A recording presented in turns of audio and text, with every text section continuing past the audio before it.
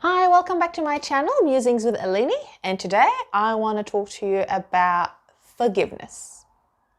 Today's topic is forgiveness, and I'm not going to get too deeply into it because, of course, this could be triggering for some people, and forgiveness and unforgiveness, whether it's forgiving someone or oneself, has sometimes can be very deep. There's big issues in life and there are small issues in life. Sometimes the transgressions that are done towards us are small, and sometimes they have huge impact on us, such as trauma, for example. Some things that could have happened to us or we could have done to others could be shame triggering, guilt triggering, and it could be traumatizing. So I am only going to talk about forgiveness, what it is and what it is not, and where people struggle with really, but I'm going to keep it very light. Of course, if you want to go deeper, I advise websites or on YouTube here, there's Ascension Presents, and that's a Catholic channel, and you might find things about forgiveness there, like little bite-sized videos. And another person is probably Neil Lozano. You can search him, Google him, or look him up on YouTube. He does give talks, good talks about forgiveness. And last but not least, if there are issues, really deep issues with forgiveness, maybe seek a counselor. If you are Christian, maybe a Christian counselor might work better for you, or a secular counselor would work just as well. And also pastoral care, seek pastoral care. And also if you do have a spiritual director, or just simply talk to your priest or talk to a brother or a sister that you know. They will give you theological knowledge, and they will give you the counseling or the word of counsel that you need, and advice and the guidance that you need. So today, I actually want to start with a quote from Neil Lozano. I'm hoping that I'm pronouncing his name correctly. And it says, let me read it to you. Forgiveness isn't staying in danger or in abusive situations. It means releasing the blockage to receiving God's love and being an instrument of His grace. True forgiveness means we become vulnerable again, but it doesn't mean submerging our human dignity to the abuse of another. And I heard somebody say one day, and I actually don't remember his name, who was this speaker, but a lot of people struggle with forgiveness because they feel like if they forgive, then that person might not be punished for what they have done wrong. Or they feel like if they forgive, then what they are saying or implying is that the act that was done against them was okay. It was not wrong. And that is not true. Forgiveness is not a lack of judgment. Forgiveness is not saying what you did was not bad, what you did was not wrong, go ahead, live a happy life. No, that's not what forgiveness is. And forgiveness also doesn't mean you allow the same, whether it's toxic behavior or abusive behavior, to continue because you've forgiven that person. Forgiving doesn't mean you allow an abusive person to stay in your household, or for you to keep, for example, making contact with an abusive person who is harming your dignity as a human. And this is why a lot of people struggle with forgiveness, because especially when the aggressor is a relative or someone close, then they feel like, oh, if they've forgiven them, then they need to see them again. They need to welcome them into their house again, do Christmas and Easter with them again. And no, that is not the case. You would never be asked by any priest or any pastor, and if they do, go and look for another one. No one will ever force you to be in the same room with an abuser or someone who's violated your dignity so terribly, and they have not shown any sign of remorse, and they have not shown any sign that they have changed. Especially that if they have not changed or shown any sign of remorse, and there is evidence that the abuse might happen again, even a small chance, no priest, no brother, no sister, no spiritual director, no pastor, no minister is going to tell you to stay close to that person because a good Christian keeps their home open to abusers. No, that's not the case. Okay, I want to drill that into your head as much as I can. Somebody said, and again, I don't know who this one is, unforgiveness is like drinking poison and expecting the other person to die. Unforgiveness actually harms us, and it is a blockage to our freedom and our healing. And this is why we forgive. We forgive not because the other person didn't do anything bad. We forgive because we need to release ourselves from the bitterness and the pain and the suffering that we are holding from what was done to us. And if it is self-forgiveness,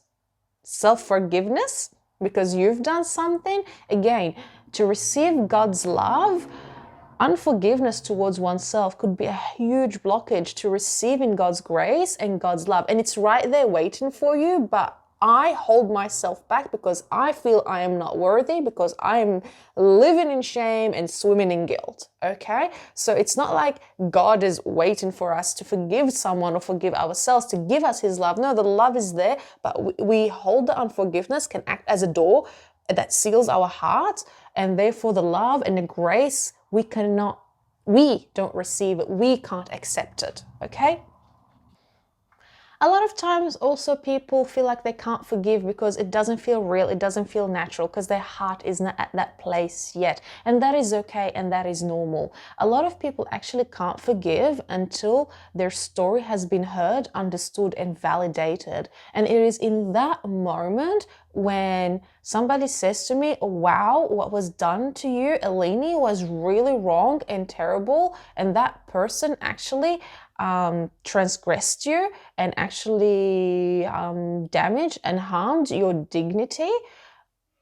When I am understood, seen, and validated, and the act is condemned or at least judged as wrong, then that could actually start to soften me. But it is very important, if you're helping someone release some things and getting to forgive some people in some situations, it is very hard to do that if the first step is not done, which is to be heard, seen, and the experience validated, and the feelings, the bitterness, the resentment, the hurt, the pain, or if you've done the wrong or I've done the wrong, the guilt, the shame, if all of these are not acknowledged and normalized and accepted, it's going to be very hard to move on to the next step. And the next step is releasing a person or a situation, just saying that I forgive you. If it's still not in your heart, as long as you have the will and to forgive, that's what matters. Just say it out loud to God. I'm forgiving this person for doing this to me. And even if it's not from your heart, that is fine. Just vocalize it, voice it to God. And if you want, it's probably something good to work on with a pastor, a trusted good pastor or a minister or a priest, or again, Christian counselor or spiritual director, or even a good, wise, discerning Christian friend, okay? Because they can hear your story and validate it, and they can actually maybe be your buddy. They can actually help you and encourage you in even just hearing you say, I forgive this person. And sometimes it is a process. Most of the time it could be a process. Like I said in the beginning, it depends on how big the problem is and how deep the wound is. It could take a few days, weeks, months, or even years. The important thing is that you start. The important thing is that you call out to God, and even call out to God and say, I am hurting, I am in pain, I can't forgive this person. So God, I release my unforgiveness to you. Because what is working here, what's going to work is God's grace. It is not all on your shoulders. God knows we are human. He created us. He created our psyche. He knows your thoughts. He knows your pain and your suffering. And He actually knows things that are very deep that you and I are not even aware of. Okay? He knows the deepest lies we have absorbed from the world and from the enemy, and that are governing us and directing us and controlling us, and it's even out of our own awareness. So just cry out to Him.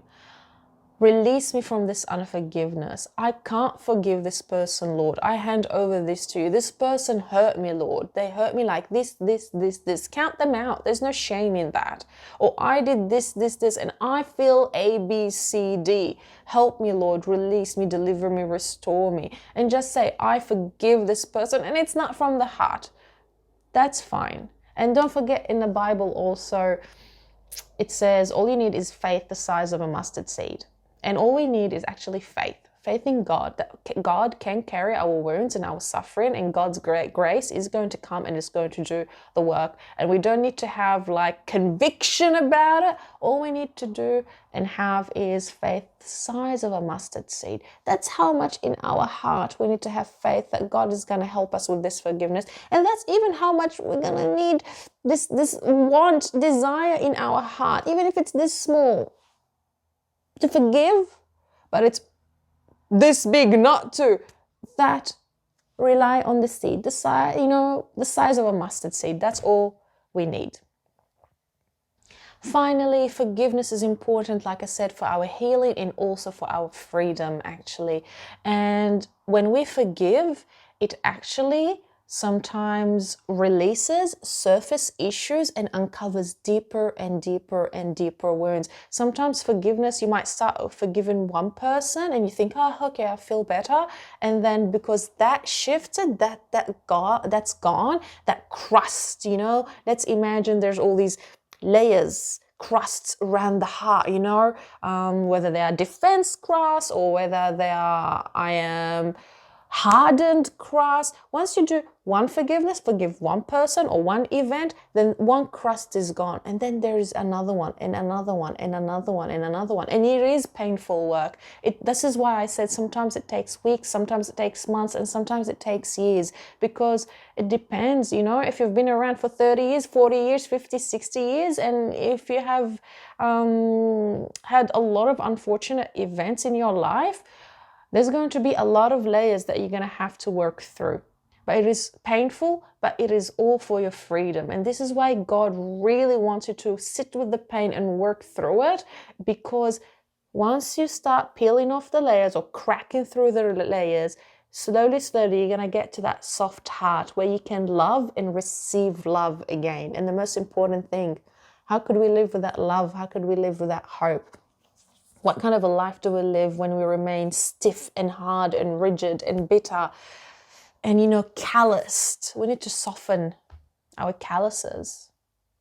And this is why I say find a trustworthy, wise friend, or find a counselor or a spiritual director or a good priest or a pastor, because sometimes it could be a long journey and sometimes it could be a short journey. But one thing will happen is once you start forgiving, God will reveal to you more and more and more and more, especially once you start to learn to hear His voice, and actually you realize that it is safe to forgive. Nothing, and that's very important, to feel safety during forgiveness, because it is an emotionally challenging task or effort sometimes, okay? So once you find that there is support around you, and even though the work is painful, but it is actually not dangerous, you can do it, then more and more will be revealed to you, and then you are on the road to freedom, and you are on the road to a new life, a life that's where you can actually taste God's grace and His love, even in the middle of a storm. And isn't that well, at least I hope for, isn't that what most of us hope for, to get to that state? So I will not stretch it any longer, because otherwise we're going to have to go very, very deep. So I'm going to leave it at this, and I hope that you found some good information in this video. And if you think someone needs to hear this, someone would benefit from this, feel free to share it to them. Otherwise, don't forget to subscribe to my channel and to hit that like button. Thank you so much for being with me today, and I hope to give you and bring you some more interesting material in the future. Thank you, and God bless, and goodbye.